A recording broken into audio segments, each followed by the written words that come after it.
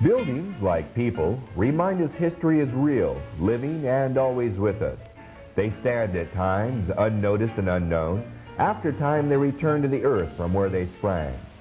If a castle could talk, what would it say of its birth, its coming of age, its waning years? Castles don't talk, of course, people do. And this is a story of people, land, and a castle in a more frivolous time. A time when a country was giddy from winning a war, basking in the exhilarant light of science and innovation, partaking in the economic opportunities that seemed to abound, and basically enjoying a time of innocent naivety that future years would shatter. Looking back, it seems to have been a fun time, and at times it was. Fun, but dry. If my radiator gets too hot, cool it off in a lots of spots. Give me all the service you... Today, we call this stretch of ocean shore Pacifica. But some of us remember not so long ago when this was Salada Beach. Salada, Lindamar, Sharp Park, Valimar, Rockaway. It wasn't much, really. Small clusters of shacks. Most of the residents were farmers, new to the area and the country. But this shoreline beauty sparked developers' dreams of wealth before the Great War. But those dreams would have to wait till another war was fought. Oh, they had a railroad built to entice would-be buyers, but most folks were content to enjoy a day away from the hustle and bustle of city life with a picnic at the beach.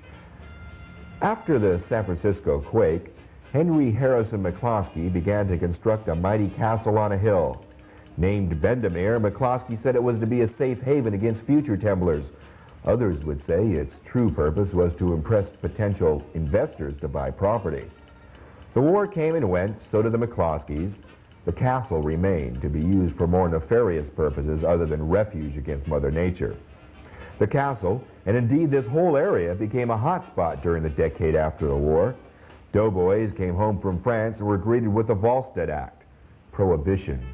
Pacifica became that secluded spot for those seeking illicit fun or rest from it. In fact, this stretch of shore became an unofficial port of entry for the now illicit booze. There was all types of stories. Maury's Point was sort of a outhouse, so to speak. I shouldn't say an outhouse, but a getaway place. It had the rooms upstairs. It supposedly had the young ladies and the bootlegging days, and the ships would come in and drop off their load out there, and it would wash up on shore. In the night, they used to go out on the beach, Pedro Beach, and they used to wait the seniors from the boat, and then we went down the beach on the rock and waited for the boat to come in and get a case of whiskey and bring them up on top. And then on top it used to be a anyhow a truck, put on a truck and took it away. Big boat would come in, big ship, and it'd be loaded with Canadian whiskey. And they didn't know how to get it from out there. They had to stay out, you know, they couldn't come in close. So they had to stay out, and they asked my husband if they could use the horses with the sled and come up and get it. They'd have like a boat that'd go out and get it, and then bring it in to this over here to the beach here, and then they'd load it on a sled and then bring it up on the bank here, and the trucks would be there waiting for it. It was good whiskey, though. Yeah, that's why he did it. Oh yeah, they'd pay him. 2, 3 hour, 4 hour work, yeah. $5. We ran down a tip, and we saw what was going on. In order to salvage the liquor enough of it, at least for evidence, you know, we had to have so much of it as samples, and the rest of it we had to destroy. So it took us about 2 hours throwing the bottles of beer against rocks where we could find them. So we'd break up the bottles so they couldn't be reused. We were never allowed to go down the beach at night. There were different stories of people that were washed up on the beach, and there was no secret about liquor being washed up on the beach. As a matter of fact, my father-in-law Angelo Pendola, who had a team of horses up in Valley Marsh for years, they would go up and get him and have him go down to the beach and haul the booze up into their trucks. And it was a big thing for him. They'd give him a couple of bottles of whiskey, and that was for his services. Pacifica was a natural harbor for unloading of booze during the Prohibition period. It was secluded. It was extremely difficult to reach it by road from other parts of San Mateo County. And plus the fact, no one really wanted to unload any of the boats in San Francisco Bay, whether it be in San Francisco port itself, or Oakland, or Vallejo, or some of the other places. And so what they would do, they'd come down by ship from Vancouver after going cross-country with the Canadian whiskey. So they'd come down by ship, and from the mothership with fishing boats, then be brought into the natural harbor Pacifica. Plus the fact it was always foggy, dismal. Not too many people had a desire to live particularly there on the beach of the coast. The only ones who were around were farmers, mostly Italian and Portuguese farmers. So it had a naturalness that was ideal. My great-grandfather and my father, who was then 5 years old, moved to San Francisco because you couldn't make it in Merced. It was a country town. And so my grandfather moves to San Francisco, where he practiced law, and in the 1906 earthquake, he was burned out. He had the penthouse office, apparently, in the old Crocker building, which is right at 3rd and Market. And in the fire, that building was not completely burned out, but it was pretty well damaged. And apparently his home burned down in San Francisco. So he built a home down in Pacifica that looks like the Corps of Engineers headquarters, this monstrous castle, and it's built of these bricks with steel rods going 3 ways, crossways, crosshatch, and down. And if there's another earthquake, that building is going to stand. It may shake and it may bend, but it's going to be there. And, in 1908, when Pete McCluskey's grandfather wanted to build a castle up on the hill, my grandfather was hired to do all the woodwork. He did all the woodwork on the inside of the castle. We came down on the railroad a couple of times. That was in I was married in 2021. I think it disbanded in 22, if I'm right. It was a nice ride coming down on the train. But I couldn't tell you much about. People come down, you know, just over the weekend, Saturday and Sunday. And then coming in United States, Klamath Falls, Oregon. I worked up that way for 5 years, and then I worked 2 years in Northern California, and then I come in San Francisco.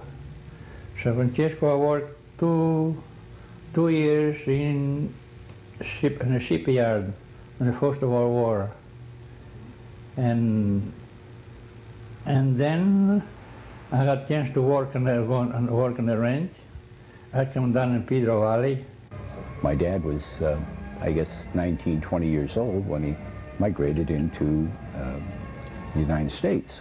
My dad was probably here about 10 years before my mother came over to from the old country here to the United States. He worked in the old Ocean Shore Railroad, which was existing at that time, and I guess at that time he finally saw where Rockaway Beach was, and I guess he sort of fell in love with it. Found a little shack here in Rockaway Beach, which was nothing but a small sort of grocery store, one room, with a little bedroom in the back of it. Put a deposit on it and bought it. Came down and we were going to open it up, and it burned down before we even got to open it. Rebuilt it, burned down again, and finally built a building that was stuccoed on the outside, and we finally got started. Anderson's, we used to go over there to pay the telephone bill. When the telephone bill came, we were the ones that put the telephone bill in Valimar. We were the only one, the first one that my husband had to pay for the poles to bring them up, and from the highway up to the Valimar, to put the lines up there. Because we had flowers, and the flower stores in San Francisco sometimes wanted more, so they'd call us, and we'd have to go pick them and bring them down to them. There was nothing here, just but Nick's little, not Nick's, but his father, his mother and father had that little place down here, and they used to bring in whiskey from Canada. I was living in Los Angeles, and I had to come to San Francisco to be sworn in to the office of Prohibition agent. So I wound up in San Francisco, and lo and behold, here were my train pals on the train coming up. They were going for the same job as I was. So 4 of us from Los Angeles all joined on the same day as Prohibition agents. During the Prohibition, we started a distill on the ranch. And we make a good moonshine, and we sell in Colma, in a bar in Colma, and South City. And then Prohi, they got me. They break everything, the hammer, you know, all the steel. And I had to quit. As Prohibition agents, we were assigned always with somebody, maybe with more than one, to run down clues and tips given to us by citizens. We were authorized to step in, ascertain the problem, and see if any laws were being violated, and if any were, to proceed with more drastic measures. You destroy, you knock them over, as we termed it at that time. California, like any other state, from the 1870s on towards the 1920s, had an unbelievable wave of immigration. This was a state that attracted the Italians, the Portuguese, the Germans, the English, and they came with their European traditions. It wasn't uncommon for them in their household to grow up with a glass of wine or a glass of beer. And so in California, in the 1920, the early part, almost 20% of the state's population were Italo-Americans. And it was famed for its wineries, Italian Swiss colonies, Guasti Winery, thousands and thousands of acres cultivating grapes to produce wine. This amendment, the 18th, passed. This was a serious blow to jobs, to a way of life, and a tradition. And they had to destroy the grapes, thousands of acres turned over and lost. And all of these people had to seek new jobs. And they believed that never again would they be able legally to produce and cultivate grapes and produce wine. But see, that expense to go up, you know, to buy the steel, a snake, you know, the one to go in a barrel, cold water. Because the whiskey or brandy, they are smoke when they come out from the boiler. And then you go down the snake, down the cold water, there you get your whiskey. And some of the farmers also have to remember that were there, produced their own wine for their family and etc. And the only ones that were permitted were said for either medicinal or for religious purposes. So we had a tremendous amount of sick people and religious people. And every house, there was 5 houses, and every house had a, they must have made bootleg in the houses, every one of them. Big hole in the front room, you know, oh gosh, we had to fix that. There were maybe 2 or 3 operations that were real heavy in bootlegging. But We used to take some down the Carmel, 100 gallons at a time. Not me, I remember. A salesman. Yeah, in Colma, Delhi City. Who wants it? Be a good distillery man was not an honor, but it's the person or workman who works on those places has certain knowledge, basic knowledges. And he has to know what the mixture is to get his still into operation. Oh, the first one used to be 120, 130. Yeah. And then when they go down to 80, and then you get the stuff, but cheaper. And we put them back on the other batch, you know. We not dump it. And then you got better whiskey. Oh, brandy, whatever. Whiskey or brandy wasn't different. A lot to be thought about in setting up a operation as a distillery. And we had just as much, maybe more fun, in tracing them down to find out we want to know where they were operating. They used to bring the sugar up there, big truckloads of sugar. It's right behind, well, where my house was, about maybe 2 blocks up, back there in the trees, you know. It was an old house, and like I said, every house they had up there had a moonshine. They were making moonshine, but this was a little bit bigger. So they didn't know who to give the money to pay for the sugar, so they brought it down to me.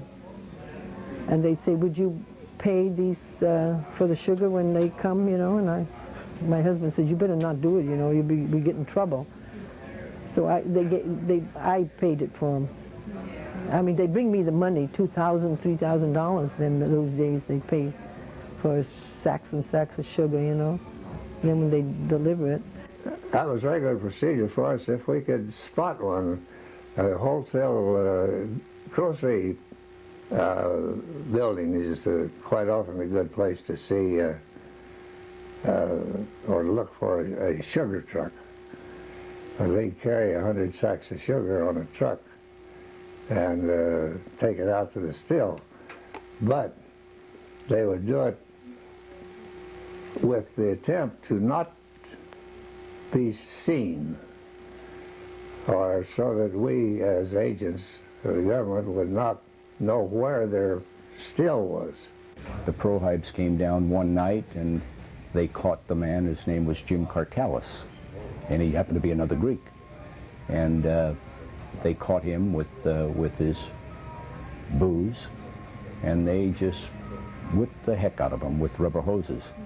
And they came over here and told my family, my mom and dad, that he was over there, and they wanted to save him, to go over there and go get him. And when they went over to find him, well, he was just beaten to a pulp, and they had taken all these big ice cubes, I guess the big slabs of ice that they had, and just threw it on top of him, and it actually hadn't gone over there where he had probably frozen to death. One night the Prohibes came. They used to call them Prohibes, I don't know. I guess they were. So they came and they started shooting to scare them, you know. And my God, the truck was loaded and they took off, and I was home in bed, and all of a sudden they came around with that truck around our place, tried to get away from them and hide. So they came around and the truck hit the house. Oh God, it scared me. You know, that was funny. It wasn't funny then, but.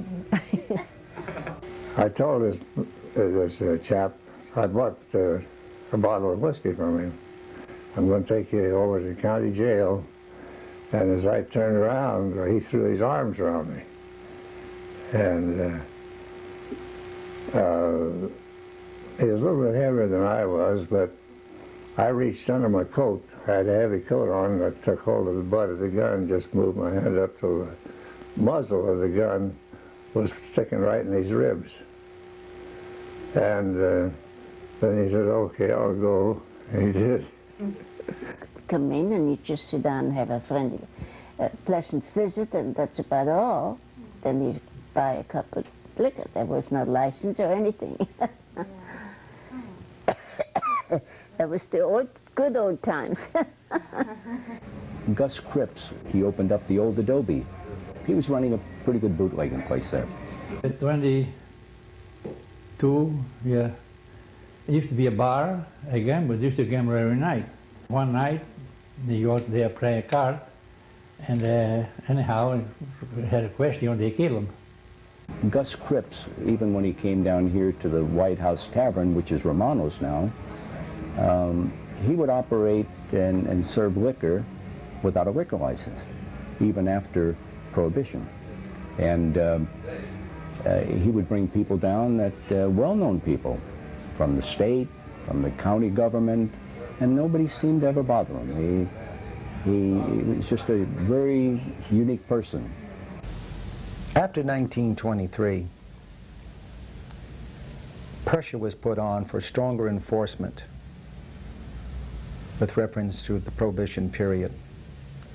Kind of that leniency was squelched a little bit. And so when the enforcement at times would perk up, and it happened in 23, those from San Francisco, Oakland, other sides where they had their own havens over there, but from San Francisco, they said, well, we better move out and go towards San Mateo County for our little endeavors of fun. And from 23 to about 26 began to emerge these little speakeasies along the coastline, and they became quite havens, kind of repeating back of the 1890s, where they became little dens of inequity where people would come either alone or with a mate. And there were also little bungalows for extracurricular activities along the side. But they would come to have fun, and there would be politicians and celebrities, etc., that would come to the coastline for their little endeavors. Now, Dolly Fine, which was a very nice madam, according to historical facts, would have outings and bring her young ladies who worked for her establishment on rendezvous weekends or sometimes for 2 or 3 days to relax, but never losing sight that they were relaxing periods but work periods. So they would come, maybe 20 or 30 girls, down to Pacifica to greet the ocean, as the sayings may be. She built that home, two-story home, nice home, it's still there. And she used that just for a weekend place. She used to come down with some of the girls, but that's all. And never, during the week, was nobody there. That's what they used it for, just kind of rest house. You used to come down Saturday and Sunday. Sure. They had more women at that time than they do now. Oh, that's true. Sure, in Saturday, Dobby House, Bassinet in French, in Rockaway. What we call Hermitage, over Pedro, Rock Ranch. What they call, you got to depend on age. If it's pretty young, then they charge a little bit more. Otherwise, $1, $1.50. We had a house of prostitutions, I guess, in Sharp Park, the old Sharp Park, which used to be Salada Beach. Dolly Fine used to have her place there, which was quite an operation. Denman's out at Pedro Point. The Reese's, which is Vagabond, used to be quite an operation. I went up to the cutter, I asked for the owner, see? He come out, they see me, she come on in. But the men were there on the door, yeah. But when the owner come out on the door, and then let me in, see? I used to go there, but not too often, because the money was pretty scarce. Between the woman a drink, you have to go, you can go every night. I know that the castle had a very colorful history. I remember when I was campaigning for Congress, a big highway patrol captain talked to me, and he said, yeah, I remember back, there was only that road down the coast to Half Moon Bay, and not very many people traveled in, and as a highway patrolman, we would occasionally stop at your grandfather's house, which by that time had become a whorehouse, or a house of ill fame. And talk with the madam and the girls and have a cup of coffee and then go on their way. That's all the way he described it. But I gather that at one time it was a Coast Guard barracks. At one time somebody is alleged to have done abortions up there. It was a massive house at a time when, being in San Mateo County, nobody from the county seat, the sheriff, the zoning commissioners, the building people could get over there. In the 20s, a fellow by the name of Hewitt operated McCloskey's castle, and it was a lot of fun to those who can remember going there in the 20s. It had all the feelings of a nightclub, a resort, booze, girls, etc.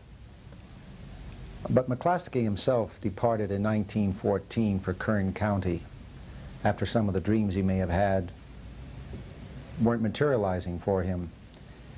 But there was a period in between McCloskey and Hewitt that brought attention to the castle, and that was 1920, when a so-called Dr. Hickok, whether or not he was a doctor or not, no one's ever really proven it one way or the other, made front-page headlines all over the Bay Area for Eagle Eye's operations, in essence, an abortion mill. They used to have had abortions, and then if some of them then want the kids, I guess they, I don't know what they do with them, I guess, but they found babies, small bones, buried there.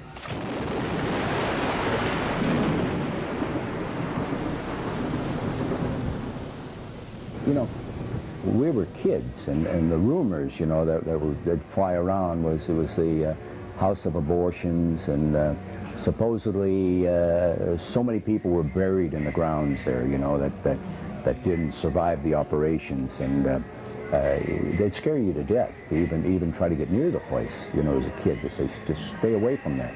God knows what would happen to you if you ever got near the place.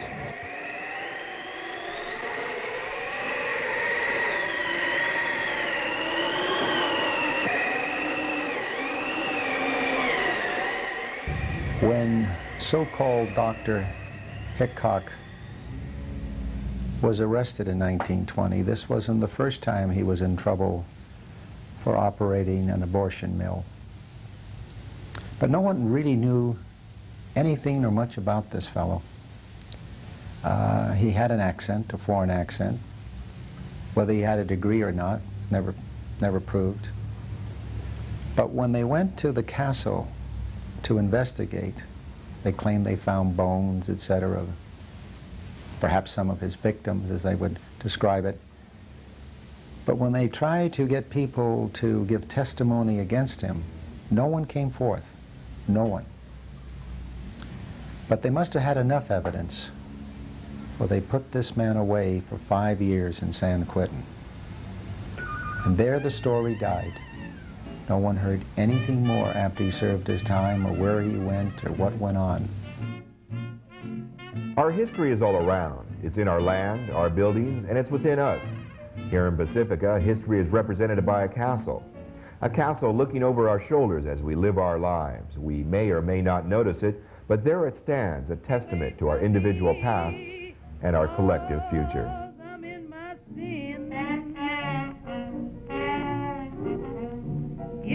Again, it was always the fear, you know, stay away from the ocean at night. Don't get close to it. Otherwise you find yourself washed up on the beach some night. Don't try me, nobody, 'cause you will never win. It just seems humans, they like some liquor, and they looked for it, and they, certain places they found it.